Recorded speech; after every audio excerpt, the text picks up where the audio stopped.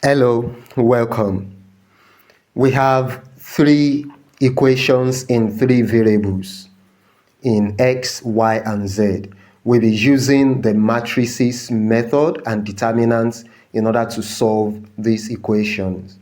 Now, the first thing we do is to write the equations in matrix form.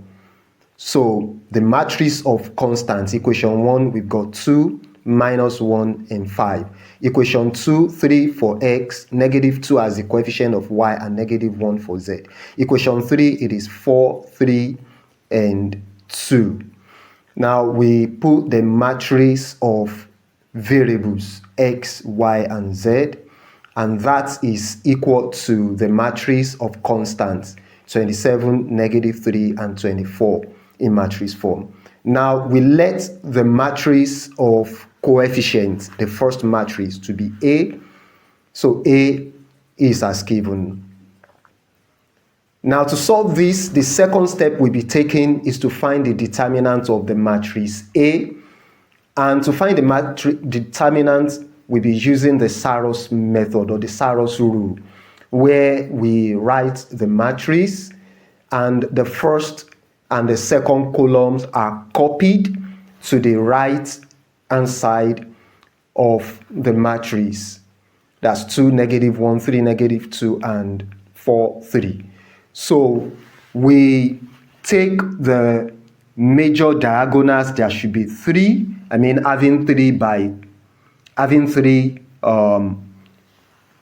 three values, entries. So there are 3 diagonals there. Then we take the second or the trailing diagonal, also 3 of them as shown with the lines. Now the product of the first 3, 2, negative 2, and 2, negative 1, negative 1, 4, and 5, 3, 3 will be added together, while the product of the ones in greens will be subtracted.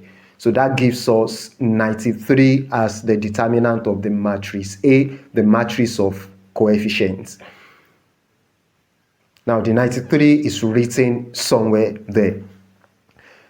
Then we are going to replace the first column of the matrix of coefficient with the matrix of constants. That is 2, 3, 4 in the first column of A will be replaced with 27, negative 3, and 24, while the other columns are left.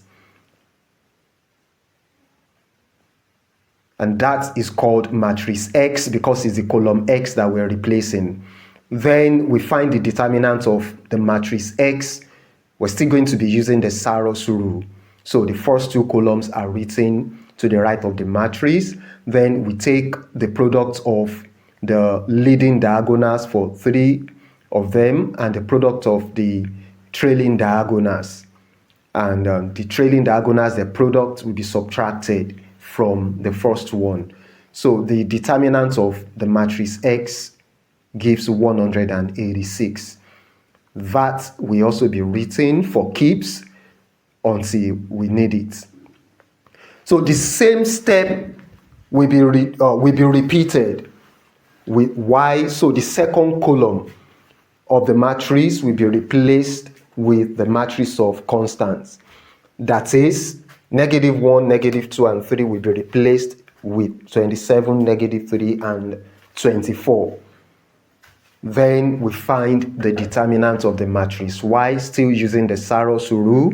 The first 2 columns are written to the right. Then we take the product, 2, negative 3, 2, 27, negative 1, 4, 5, 3, 24, and we subtract the product of 5, negative 3, 4, 2, negative 1, 24, and 27, 3, 2 from the first set of products as given, which is also 186. We are going to write that one by the left-hand side also until we get to the final step. So the determinant of Y is 186. And lastly, we do the same thing with the third column. That is the column for Z, where 5, negative 1, and 2 is replaced with 27, negative 3, and 24.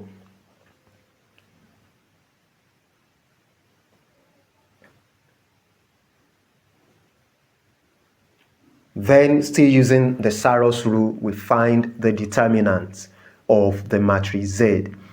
Sarrus rule is very easy, straightforward, and it takes less time compared to the conventional method of using the rows or the diagonals or the columns. Now, the determinant of the matrix Z by the usual product and the difference is 465.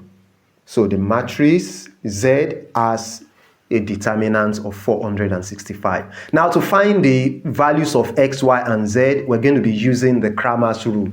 The Cramer's rule says that we divide the determinants. For instance, for x, determinant of x divided by determinant of a, that gives 2. For y, it is determinant of y divided by determinant of a, which is 186 over 93, that's 2.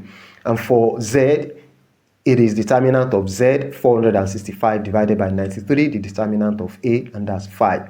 So the solutions to these equations, x is 2, y is 2, and z is 5. I'm going to leave the check for you to carry out to see that the solutions are consistent with the values. I believe you enjoyed today's tutorial. Give the video a like, share, and subscribe.